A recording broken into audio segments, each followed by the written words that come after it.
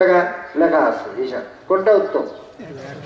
আরে আল্লাহ রসুল দিন ইমান তো এটাকে বলা হচ্ছে যে বাস্তব যেটা খালেজ দিন হাসিল করার কথা আল্লাহ বলা হচ্ছে। খালেজ দিন হলে তো অল্প একটু হলেই তুমি ওটা কবুল হয়ে যাবে। এখন সোয়াবের দিকে মানুষকে আহ্বান জানালে ওটা দিনের দাওয়াত হবে না খালেজ দিনের দিকে আহ্বান জানালে ওটা দিনের আহ্বান? খুলুসিয়াত ছাড়া তো আর সোয়াব হবে না নাকি?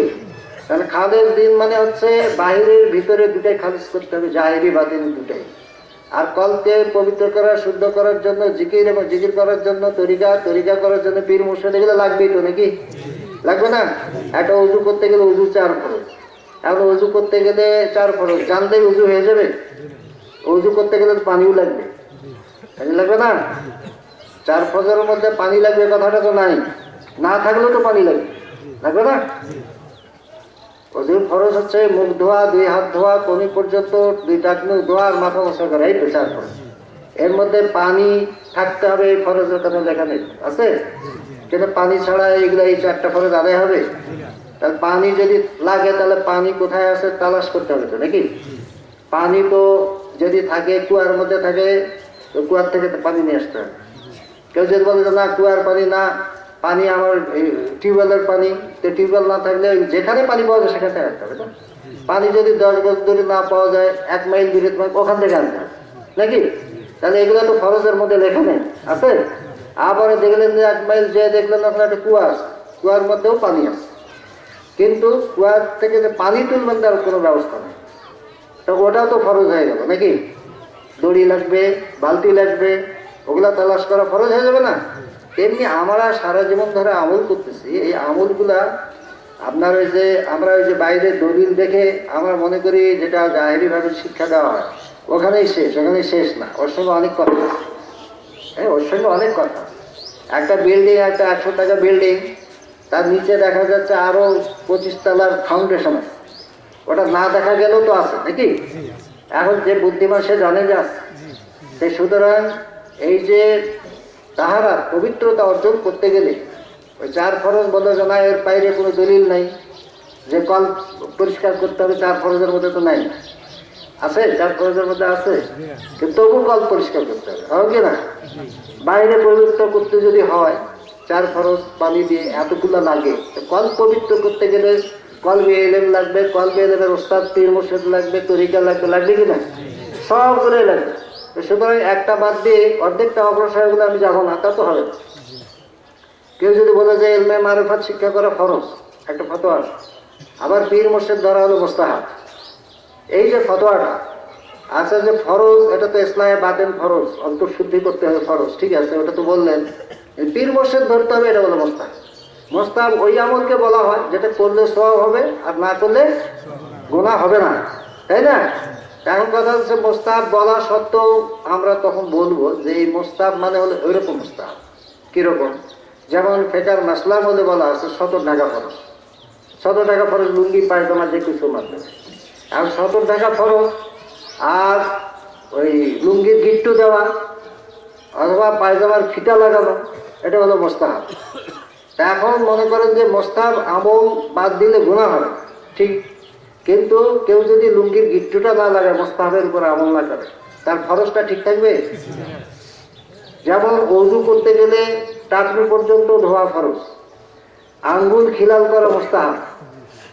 এই খিলাল করে না করার কারণে এই মোস্তাহাবটাকে বলে যে না এটা না করলে তো গুনাহ হবে না, এইটা না করার কারণে যদি একটা লোমকূপ শুকনা থাকে ভিতরে, ওযুটা হবে?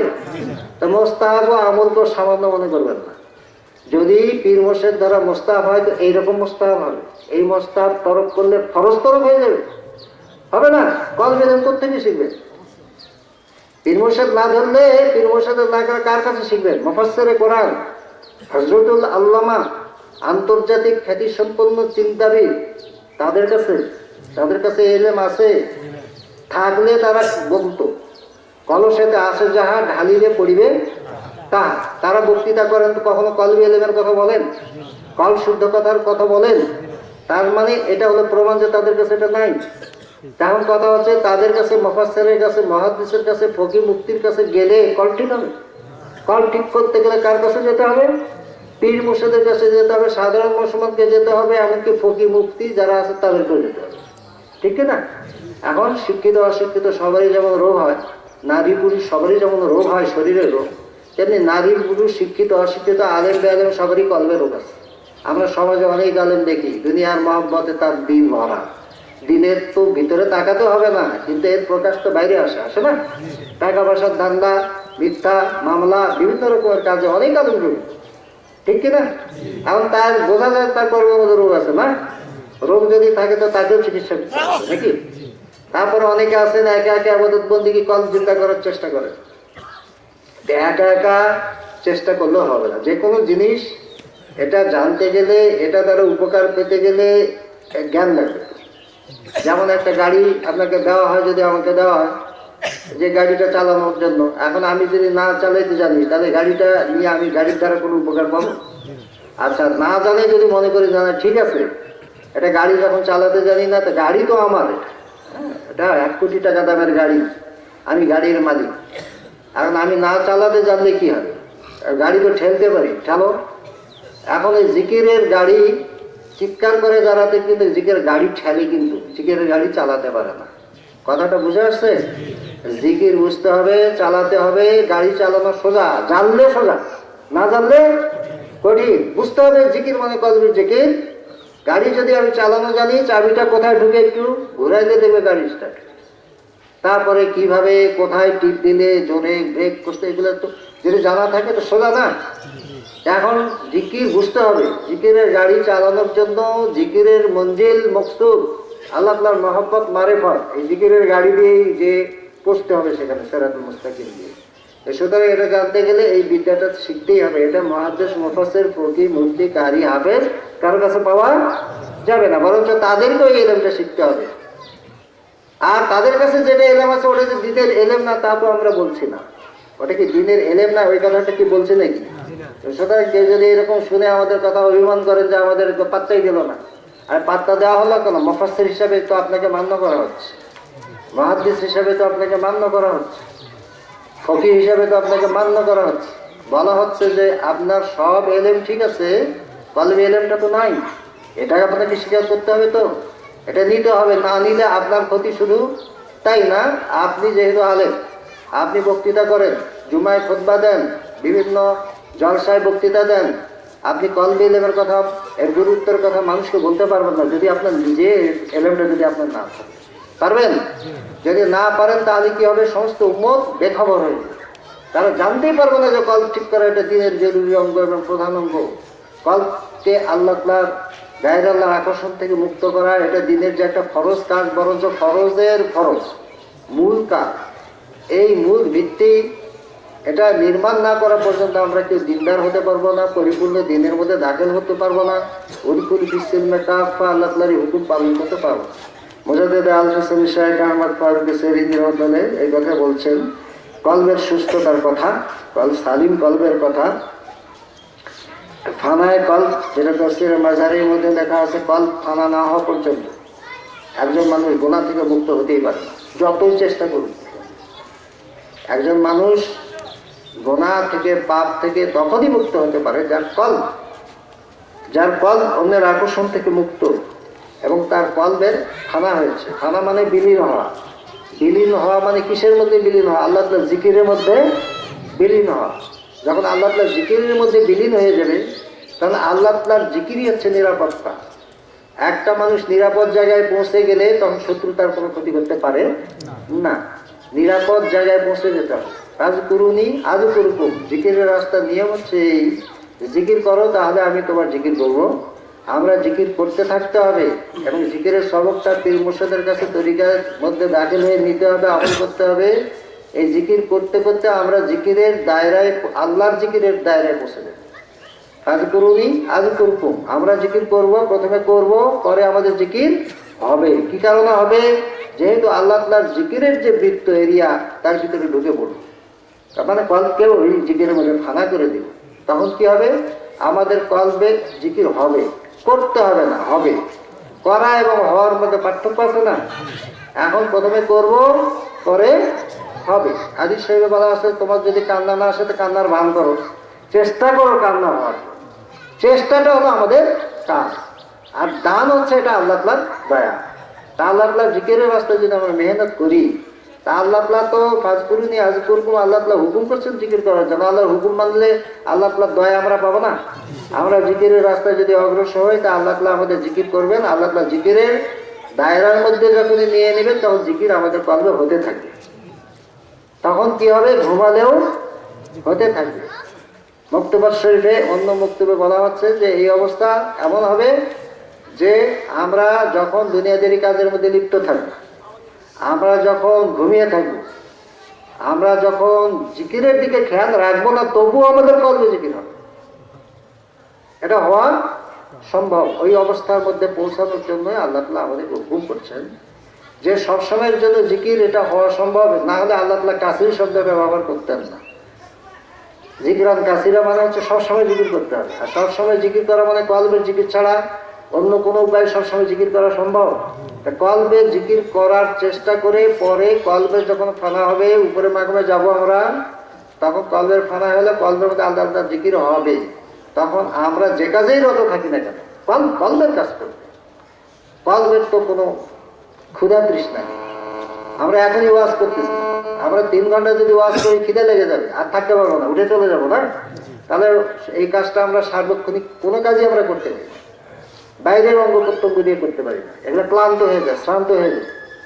তারপরে বিভিন্ন ধরনের সম্পর্ক মানুষের সাথে এ সমস্ত পালন করতে হয়, কিন্তু কলবের তো কারোর সাথে কোনো সম্পর্ক রাখা যাবে না, একমাত্র আল্লাহ তাআলার সঙ্গে সম্পর্ক। মানুষকে আল্লাহ তাআলা প্রত্যেককে কল দিয়েছেন আল্লাহ তাআলা জিকির করার জন্য, অন্য কোনো কাজ কলবের নাই।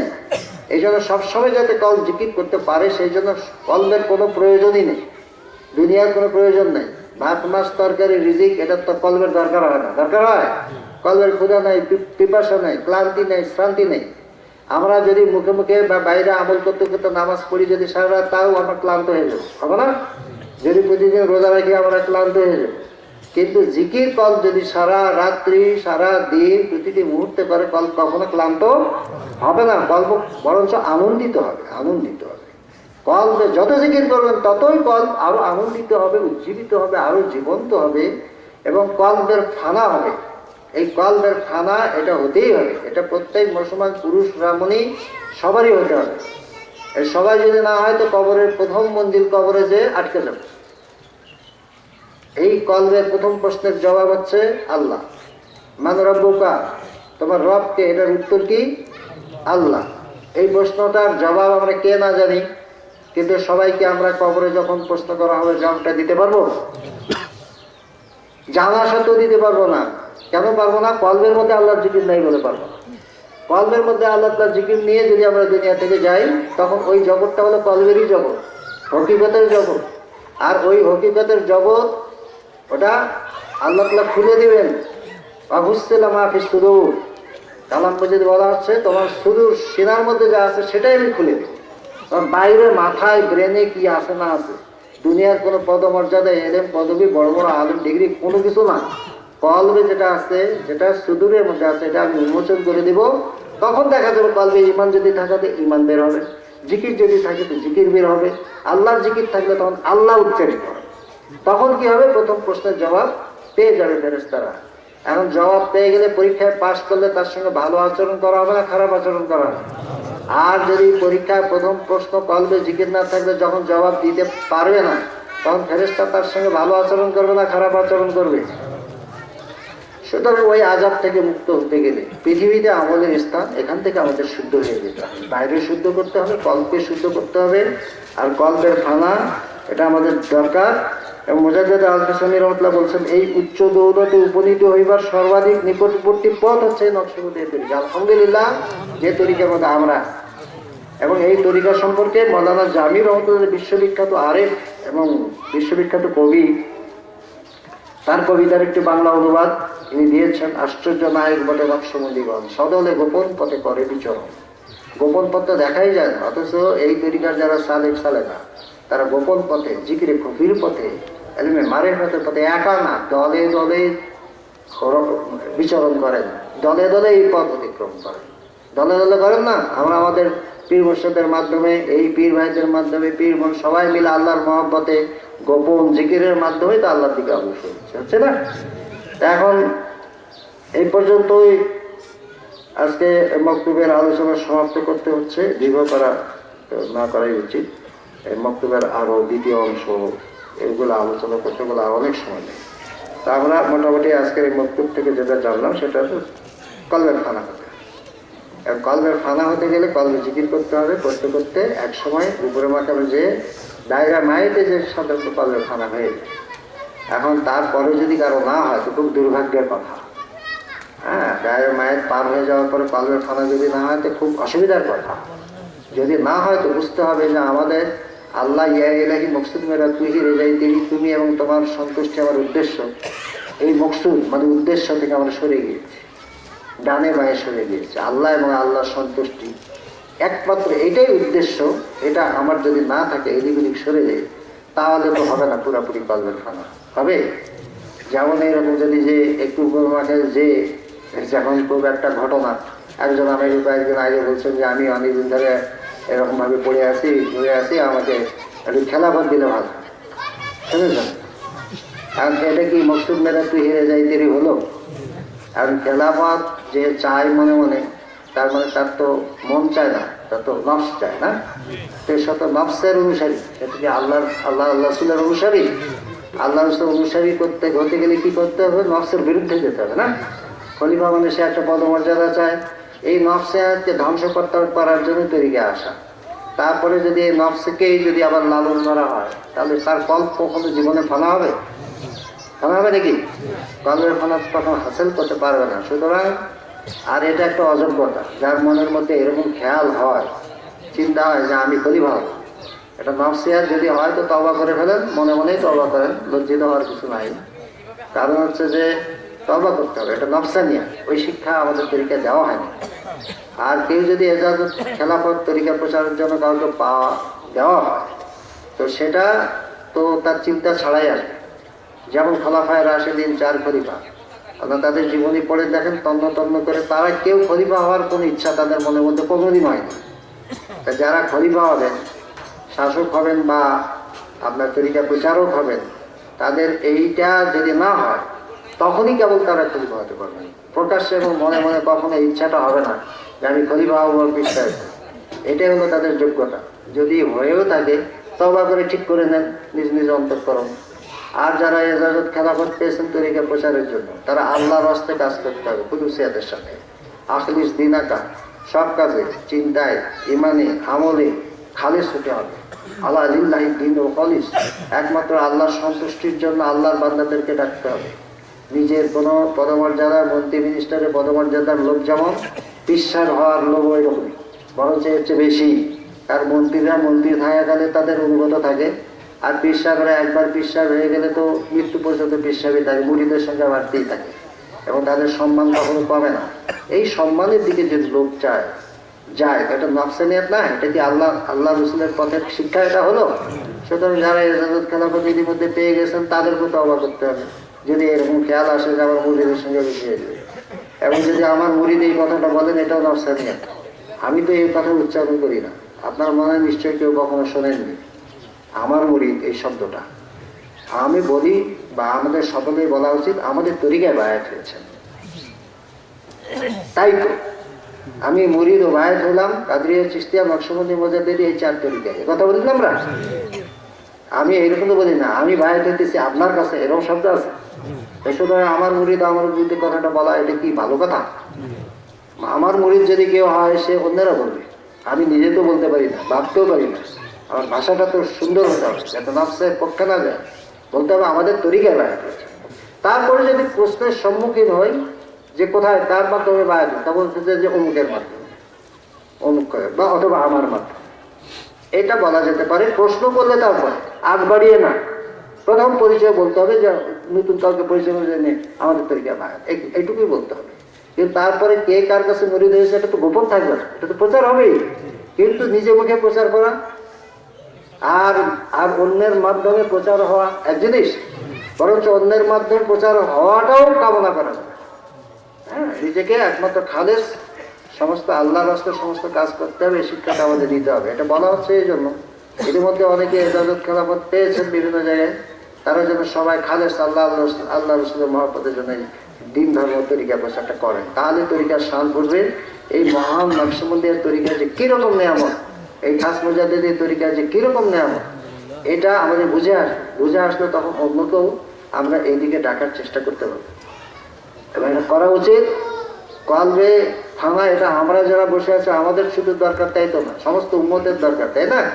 সমস্ত উম্মত, রাসূল পাক সাল্লাল্লাহু আলাইহি ওয়াসাল্লাম ইরশাদ করেন, আমি ততক্ষণ পর্যন্ত জিহাদ করে যাব যতক্ষণ পৃথিবীর প্রতিটি মানুষ লা ইলাহা ইল্লাল্লাহ কলেমার উপর বিশ্বাস স্থাপন না করে। সমস্ত মানুষ যাতে লা ইলাহা ইল্লাল্লাহ কলেমা বলে শুধু মুখে না, মনের মধ্যে কলমা, বিশ্বাস, ঈমান কলবের মধ্যে স্থাপন করে। আর কলবে স্থাপন করতে গেলে কলবে ঈমানের যে শত্রু, এই শত্রু কলকে শয়তানকে কল থেকে তাড়াতে হবে।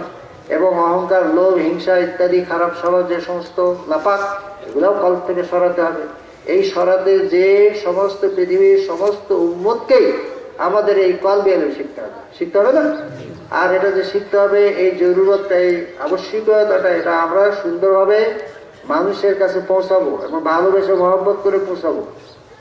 অন্য কোনো নিজের মাতবরি প্রদর্শন বা নিজের কোনো কৃতিত্ব গৌরব প্রদর্শনের নিয়ত নিয়ে না, একমাত্র আল্লাহর পথে যেন সব মানুষ আসে এবং সব মানুষ যেন খালেস দিন পায়, সব মানুষের কল যেন শুদ্ধ হয়ে যায়, সব মানুষের কল থেকে যেন শয়তান চিরতরে উৎখাত হয়ে যায়। বিশ্ব নবী মুহাম্মদ রাসূলুল্লাহ সাল্লাল্লাহু আলাইহি ওয়াসাল্লামের ধর্ম, বিশ্ব ধর্ম পরিপূর্ণ যাতে বিকশিত হয়, প্রতিষ্ঠিত হয়, ভিতরে বাইরে পুরাপুরিভাবে পৃথিবীতে প্রতিষ্ঠিত হয়, এই লক্ষ্য নিয়ে রাসূল পাক সাল্লাল্লাহু আলাইহি ওয়াসাল্লাম যেমন কাজ করেছেন, সাহাবায়ে কেরাম কাজ করেছেন। আর অবিকল সাহাবায়ে কেরামদের তরিকা হচ্ছে এই তরিকা, অন্য তরিকার চেয়ে অনেক সহজ, আল্লাহ প্রাপ্তির পথ অতি নিকটবর্তী। এই তরিকার প্রচার আমাদের এই জন্য করতে হবে যাতে সবাই আমরা উপকৃত হতে পারি, কল্যাণ লাভ করতে পারি, মহা কল্যাণ, মহা সফলতার অধিকারী হতে পারি। আল্লাহ তাআলা আমাদেরকে সামর্থ্য দান করুন, আমরা বলি আল্লাহুম্মা আমিন। আজকে বক্তব্যের আলোচনা এখানে শেষ। এখন আমরা মনোজাত করে তারপরে যারা যারা দুপুরে খাওয়া দাওয়া হয়েছে তারা তো হয়েছে, যারা হয়নি তারা করবেন। অল্প কিছুক্ষণ পরে আবার আমাদের বার্ষিক মাহফিলের একটানা আলোচনা ইনশাআল্লাহ শুরু হয়ে যাবে। দরুদ শরীফ পড়ুন। বালাগালুল্লাহ বিকামালিহি কাশাফা দুজা বিজামালিহি হাসনাত জামিউ ফিসাবিহি সাল্লু আলাইহি ওয়া আলিহি। বালাগালুল্লাহ বিকামালিহি কাশাফা দুজা বিজামালিহি হাসনাত জামিউ ফিসাবিহি সাল্লু আলাইহি ওয়া আলিহি। বালাগালুল্লাহ বিকামালিহি কাশাফাত জামিহি হাসনাত জামিউ ফিসাবিহি সাল্লু আলাইহি ওয়া আলিহি। সূরা ফাতিহা শরীফ একবার, সূরা ইখলাস শরীফ তিনবার।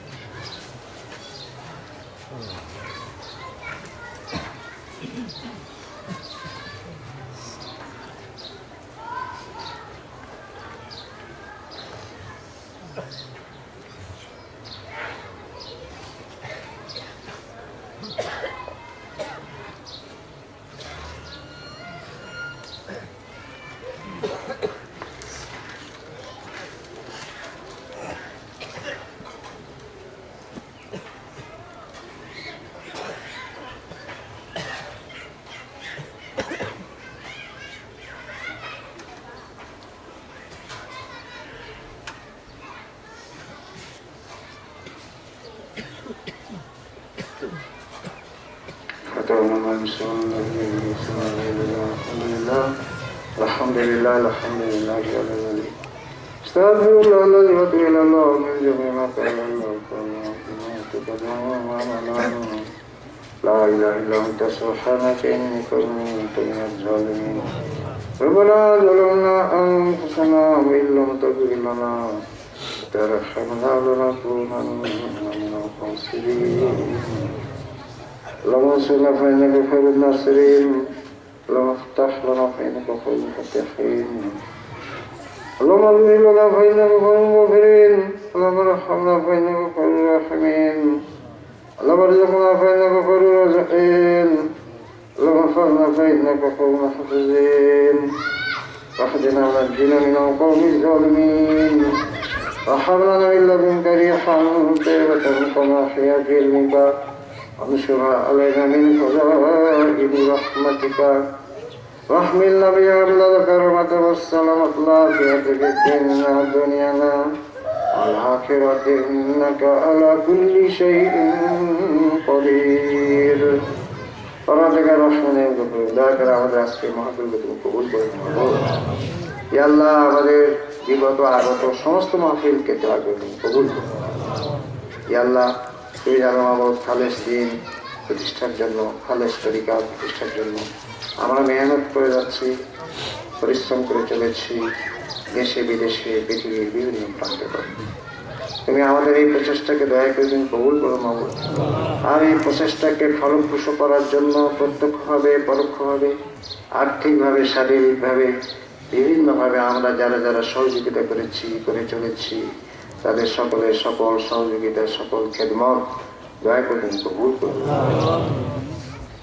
এই জন্য তাদেরকে তুমি তোমার পক্ষ থেকে উত্তম অত্যুত্তম বিনিয়োগটি তাদেরকে নসিব করো তাদেরকে দুনিয়া আখিরাতের সমূহ কল্যাণ তুমি তাদেরকে নসিব করো আল্লাহ এই হক সিলসিলাকে দিন ব্যাপকভাবে তীব্র যে এই এলাকায় এই দেশে সমস্ত বিশ্বে প্রচার প্রসার এবং প্রতিষ্ঠা করে নেব তোমার খাস রাজামন্দি খাস ফজত খাস মদক খাস কুত অনুযায়ী দয়া করে তুমি আমাদেরকে পরিচালিত করবে পড়ার দেওয়ার সমানে আমরা তোমার বান্দা আমরা সর্বক্ষণ সর্ববিষয়ে তোমার এই মুহতাজ তোমার এই মুখাপেক্ষী মাহবুব তুমি জানো আমাদের কার কার কি প্রয়োজন দয়া করে আমাদের সকলের সকল প্রয়োজন তুমি পূর্ণ করবে তুমি জানো মাহবুব কার কার কি কি অসুবিধা আমাদের দয়া করে আমাদের সকল অসুবিধা সকল দুঃখ কষ্ট বলা মুসিবত কষ্ট প্রশান্তি দয়া করে তুমি দূর করে দেবো পড়ার দেওয়ার অসমানে যারা দোয়ার দরখাস্ত করেছেন তাদের জন্য আমরা তোমার দরবেশ সুপারিশ করে দয়া করে তুমি তাদের সকলের মকসুদে আসানার সমূহকে পূর্ণ করে দেবো সকলের হাজত সমূহকে দয়া করে তুমি পূর্ণ করে দেবো সকলের দুঃখ কষ্ট বিপদ মুসিবতকে দয়া করে তুমি দূর করে দেবো এবং দুনিয়া আখিরাতের সমূহ কল্যাণ তুমি তাদের সবাইকে নসিব করবো আমিন আমিন আল্লাহ আমিন ইয়াল্লাহ পরওয়ারদিগার রহমানিন গফুর রহিম আর আমাদেরকে যত সওয়াব তুমি দয়া করে দান করেছ সমস্ত সওয়াব ইমামুল মুসলিম রাহমাতুল্লিল আলামিন শফিউল আমিন হযরত মুহাম্মদুর রাসূলুল্লাহ সাল্লাল্লাহু আলাইহি ওয়াসাল্লাম পরওয়ার পাকে পৌঁছে দিও আজওয়াজে মুতাহহারাতের আবহাওয়া পাকে পৌঁছে দিও বাবা আদম মা হাওয়া আলাইহিস সালামের আবহাওয়া পাকে পৌঁছে দিও খোদাম্বি আলাইহিস সালামের আবহাওয়া পাকে পৌঁছে দিও যারা সাহাব আর পাঞ্জাতানের আবহাওয়া পাকে পৌঁছে দিও तमाम साहबे करम अशरफ अवशर शहीद शहीदाना रहा पाके पहुंचे दिया इमाम हसन इमाम हुसैन रज़ियल्लाहु करबला मैदान शहीदान बने रहा पहुंचे दिया खातन जन्नत हज़रत फातिमा ज़हरा अल्लाह ताला दोनों बड़ी फातिमा रहा पाके पहुंचे दिया इमाम आज़म इमाम अबू हनीफा रहमतुल्लाह ने इमाम बने रहा पाके पहुंचे दिया पीर दस्तगीर हज़रत बड़े पीर अब्दुल कादिर जिलानी रहमतुल्लाह गरीब नवाज खजमे ने चिश्ती नबी रहमतुल्लाह इमाम नक्शबंद रहमतुल्लाह इमाम मुजद्दिद हुसैन रहमतुल्लाह रहा कादरिया चिश्ती नक्शबंद मुजद्दिद इमाम शाफी तरीका যত ওলি আল্লাহ দুনিয়া থেকে চলে গেছেন তাদের প্রত্যেকের আল্লাহ বলতে পৌঁছে দিন ইমাম আল্লাহ আউলিয়া সাইয়েদনা শাইখানা মুর্শিদ হযরত হাকিম আব্দুল হাকিম আল্লাহ তাকে পৌঁছে দিন এই সিলসিলাভুক্ত যত সালেক সালিকা দুনিয়া ত্যাগ করে চলে গিয়েছে যত মুসলমান পুরুষ ও মেয়ে পর্যন্ত দুনিয়া ত্যাগ করে কবরবাসিনী হয়েছে আমাদের আত্মীয় স্বজন বিশেষ করে আমাদের পিতা মাতা শ্বশুর শাশুড়ি পিতৃকুল মাতৃকুল শ্বশুরকুলের যত আত্মীয় স্বজন দুনিয়া ত্যাগ করে কবরে চলে গিয়েছেন তাদের প্রত্যেকের কবরের সব সমুদায় পৌঁছে দিন আমিন আমিন আল্লাহুম্মা আমিন তাদেরকে আমাদেরকে মৃত জীবিত সমস্ত উম্মতে মুহাম্মদীকে দয়া করে আমাদের সবাইকে তিনি माफ कर दो इलाही मकसद हम लोग कहते ही रजाई तेरी हम लोग को रहमत मोहब्बत तुम्हारी फत नसीहत को ربنا آتنا في الدنيا حسنة وفي الآخرة حسنة وقنا عذاب النار رب ارحمهما كما ربياني صغيرا رب زدني علما رب زدني علما رب زدني علما إلهي بحق بني فاطمة كبر قول إما كوني فاطمة إلهي بحق بني فاطمة كبر قول إما كوني فاطمة إلهي بحق بني فاطمة كبر قول إما كوني فاطمة آمين آمين اللهم آمين سبحان ربك رب العزة عما يصفون وسلام على المرسلين الحمد لله رب العالمين وصلى الله تعالى على خير خلقه سيدنا محمد وعلى آله وصحبه وأزواجه وذريته وأهل بيته وأحبابه أجمعين برحمتك يا أرحم الراحمين بحق لا إله إلا الله محمد رسول الله.